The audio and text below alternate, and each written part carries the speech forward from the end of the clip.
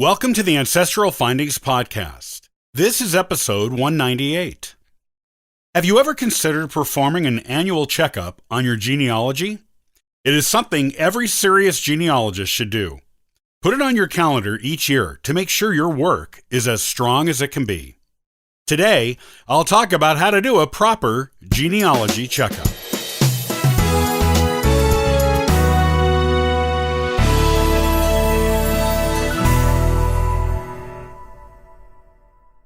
Is your genealogy as excellent as it can be?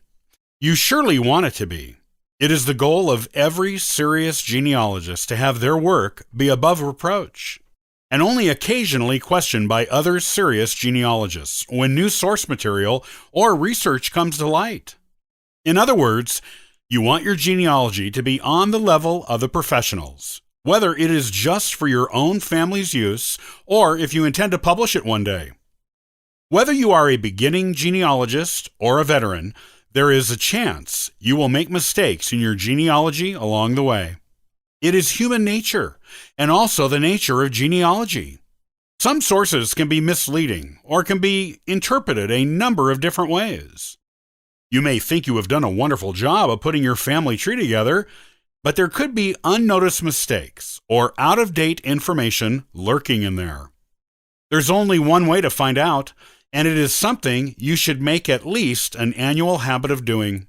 Give your genealogy a checkup. An annual checkup ensures your work is rock solid and as good as it can be. It also helps you take new research into account, reevaluate confusing sources based on new things you have learned, and to patch up other holes in your work. Here is how to do a genealogy checkup and what to look for when you're doing it. The first thing you should do is to work by family lines. Make a list of the lines you are going to check on and work from that list in the order you made it. This will keep you on track because it is easy to get lost going down a sideline or line by marriage without realizing it unless you are working with a strict list. Once you know what family lines you will be working on and in what order, begin going through the people in that line one by one, looking for any gaps in your citations. Every genealogist knows how important it is to provide citations for every event and every person listed on a family tree. But in your haste to get information copied into your tree, especially if you're doing work in the field, such as on a genealogy vacation in an area you don't usually visit, it is easy to forget some of the citations or think you will remember the source for recording later. If you find places in your tree that should have citations but do not, that's okay. It happens to the best of us. Look for a source for the event or person online and/or among your genealogical files, both physical and electronic. You may have it on you and not know it, or at least have digital access to it. If not, if the source is something you got in the field and you would have to travel back there to retrieve it, make a note of it. If you're not planning to go back to that location anytime soon, write, email, or call the place where you originally got the information and ask if they can do a lookup for you. Since you probably already have a good idea of where you got the information, it shouldn't be too hard for a worker at the repository to find it for you. Once you get the source, record it onto your family tree immediately. You don't want to forget to include it again. Once the citations are secured, take a look at the dates associated with births, deaths, and marriages. You need to make sure they make sense.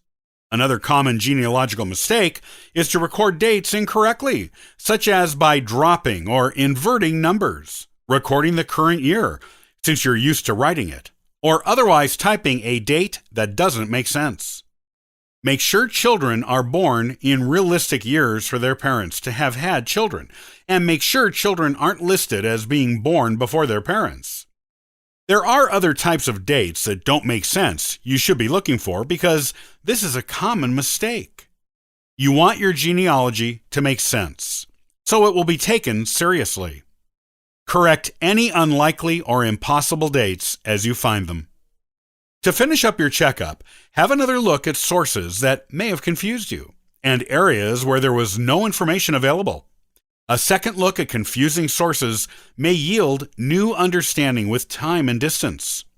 There may also be new interpretations of that source online or in books or genealogical magazines.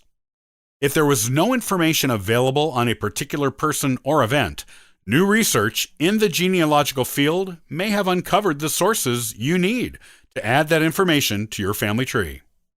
You may be able to even add a few more generations to your tree with newly discovered information. Remember, there are record collections being made available to the public for the first time all the time. Depending on a state or country's privacy laws, a certain number of years may have to go by before certain documents are released. Other records have been hidden in dusty old courthouses and archives for decades or centuries and are just now being accessed by the big online genealogical companies to be scanned, indexed, and made available to subscribers or visitors. If you are missing information, having a second look around for sources or even an annual look may one day yield just the thing you need to take that family line to the next level and beyond. By performing annual checkups on your genealogy this way, you can always be sure your work is as flawless as it can be in the genealogical world. You will be poised perfectly to take advantage of new discoveries and record releases to add to your tree. An annual checkup makes sure your genealogy is in perfect health always. Make sure your genealogy research is the best it can be.